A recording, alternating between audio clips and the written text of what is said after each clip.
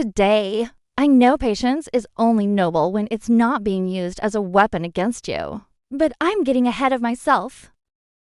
Let me take you back to the moment that changed everything. We were in his mother's kitchen in Ohio, the kind of house that had yellow cabinets from the 80s and a fridge covered in church bake sale magnets. The smell of coffee and cheap creamer filled the room. It was a Sunday afternoon, right after service. Everyone was talking about the sermon like they always did. Family values. Sacrifice. Supporting one another. Funny words, considering what happened next. My purse was hanging on the back of a chair. I remember because I had just pulled out my phone to check an email from work. I was doing freelance marketing projects, then 3 clients, constant deadlines, gig economy hustle. The kind of work where if you get sick or burned out, the paycheck simply stops. I was tired in those days.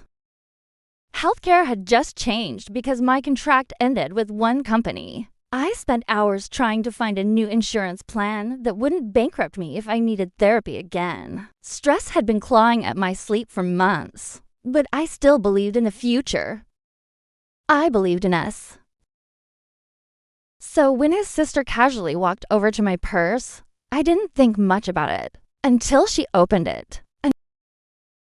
Until she pulled out my credit card. Until she held it up between 2 fingers like it was already hers. These, she said, smiling at the rest of the room, are for the family expenses now. The kitchen went quiet. My fiancé stood right beside the sink, and he said nothing. That silence was louder than anything else that happened that day. At the time, I thought he was just surprised. Now I know he was waiting to see what I would tolerate. People reveal themselves in moments like that. You just have to be brave enough to believe them. Back then, I laughed a little, nervous, confused. "Excuse me," I said. His sister shrugged like this was obvious. "Well, you're joining the family," she said. "We all help out." Their mother nodded slowly. The air felt strange, heavy, like a stage play where everyone else already knew the script. My fiancé finally spoke. He didn't look at me. "It's not a big deal," he said. That was the moment something inside me shifted. Not loudly. Not dramatically. Just quietly enough that nobody else noticed. But the person I used to be started disappearing right there in that kitchen. Now, from the safe distance of yours, I can say something honestly. That moment saved my life. Because it forced me to see the deeper truth. The problem wasn't the credit card. The problem was the system they expected me to enter. A system where my money was communal, but my voice wasn't. Where my labor mattered, but my boundaries didn't. Where silence was the price of belonging. I didn't argue. That's what surprises people when I tell this story now. They expect shouting drama. But survival sometimes begins with stillness. So I simply held out my hand.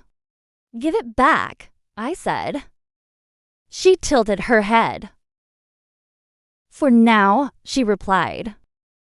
Then she placed it in my palm like she was doing me a favor. The conversation moved on. Church gossip. Inflation. Someone complaining about school board meetings and woke teachers. Normal life resumed.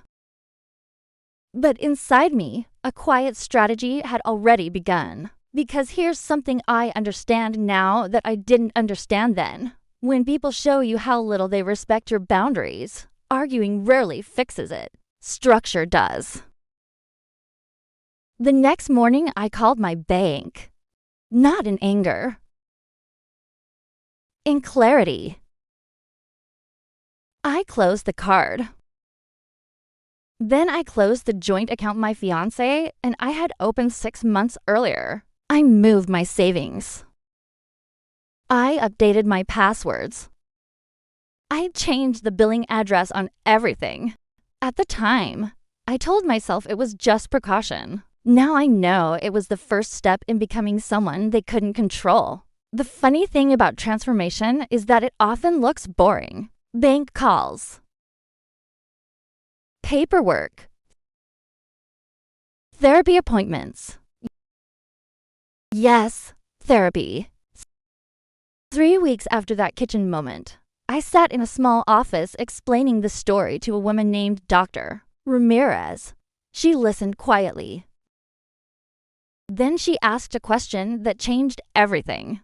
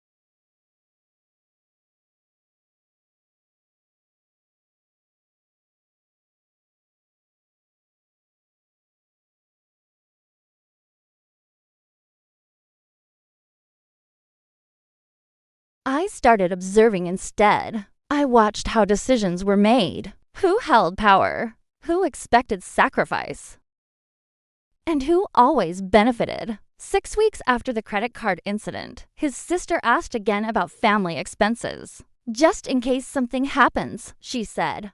This time, my fiancé spoke first. She already closed that account, he said. The room turned toward me, confused. His sister blinked. What account? The one we shared, he replied. The silence that followed felt different from the one in the kitchen weeks earlier. This time, I owned it. You did what? His mother asked. I folded my hands calmly. I reorganized my finances, I said. It sounds simple now. But that moment was the first visible crack in their expectations. My fiancé looked embarrassed. Which is interesting. Because embarrassment is often the emotion people feel when control starts slipping away. We argued later. Quietly. In the car. You made me look bad, he said. I remember staring out the window, watching traffic lights change, realizing something slowly. He didn't say I hurt him. He said I embarrassed him. That difference matters. doctor. Ramirez later called it a clarifying moment. What do you want your future to look like? She asked during one session. Back then, I didn't know. Now I do. But the path between those two versions of me was messy. Because the truth is, winning costs something. Leaving costs something too. 3 months after that kitchen moment, I called off the wedding. Not dramatically. Not publicly. Just quietly. The way survival often happens. My fiancé asked why. I told him the truth. I realized I'd have to become smaller to stay. He didn't argue. Which told me everything. Sometimes people accept the end because they know the system they built wouldn't survive daylight. Now, years later, I sometimes think about that Sunday kitchen again. The purse, the credit card, the silence. Back then, I thought the story was about money, but it wasn't. It was about identity. About the moment you stop asking permission to exist comfortably in your own life. Today, I run my own consulting business, ironically, helping organizations design healthier workplace boundaries. I also speak at community groups, sometimes churches, universities, even school boards.